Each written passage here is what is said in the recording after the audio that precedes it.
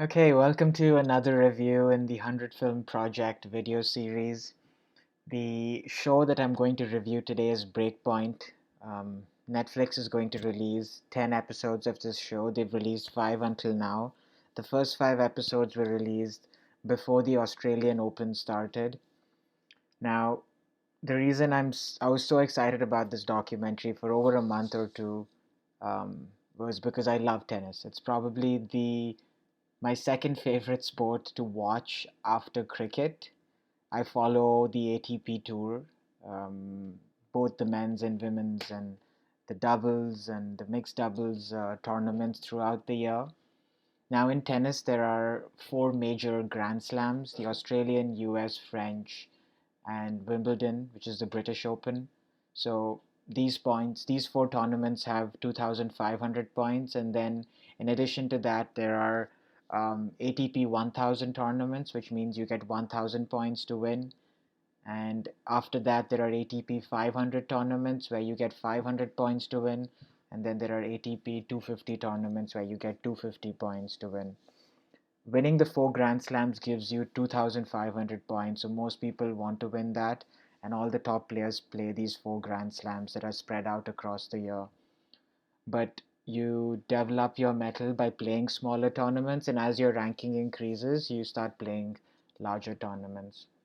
In the first 5 episodes of this series, they profile different players, and I'm a big fan of sports documentaries, and there's a bunch of different documentaries that's come out on Prime and Netflix that I've really, really enjoyed. The All or Nothing series on Prime is amazing, and I've seen a lot of the football teams profiled there, and I think Netflix has taken a different direction by profiling sports over a particular year.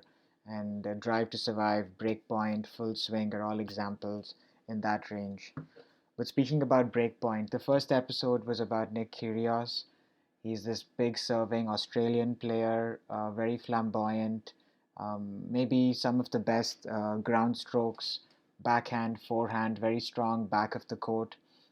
And he's someone that was expected to be a top five player for a very long time. He's not won too many Grand Slams. I don't think he's won any. He reached the final of the Wimbledon recently, but was unlucky. He's very eccentric, but a very solid, strong serve. Maybe the best serve on tour, which is why he's so highly considered. Um, but he used to have temper issues, and that could affect him on the court. But I think he's going to win a lot of tournaments going ahead. The next player they profiled in episode two is Matteo Berrettini, this Italian player who's probably the number one Italian player. Very strong foundations, good strong serve, good back of the court, good mover up the court. He's always been in the top 10. Now he's in the top 20. Um, been struggling a little bit recently, but he had a good last year, and I think maybe one of the stronger players from Italy. In episode three, it was Taylor Fritz, um, who's this big serving American. America has not had a big tennis star come out of it after the Agassi and Sampras era. You had Serena Williams on the women's tour, but not too many players making it big. So Taylor Fritz is someone that the country is betting a lot on. So hopefully he does well.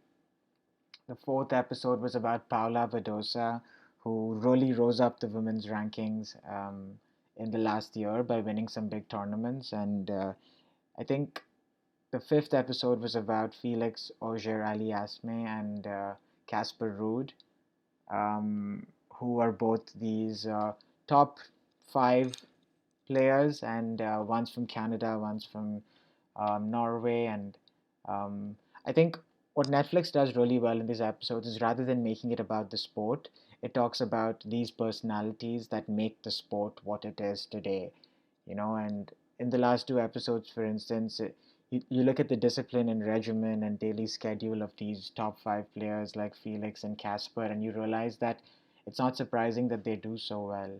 They practice hundreds and hundreds of shots on a day-to-day basis, focus on every part of their body to maximize their efficiency on the court. And they've probably just thought about tennis their whole life. And I think tennis teaches you a lot about life as well. For instance, in a five-set game, um, it's not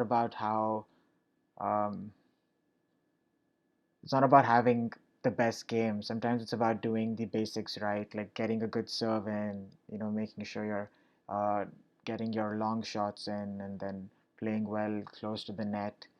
And then it's the X factor where you're able to bring in elements of your game and understand the opponent's game as well. So it's really about being consistent and striving for um, better results slowly. So it's a sport I really enjoy, and I really would like to play it more. But I highly recommend this series to understand more about the sport.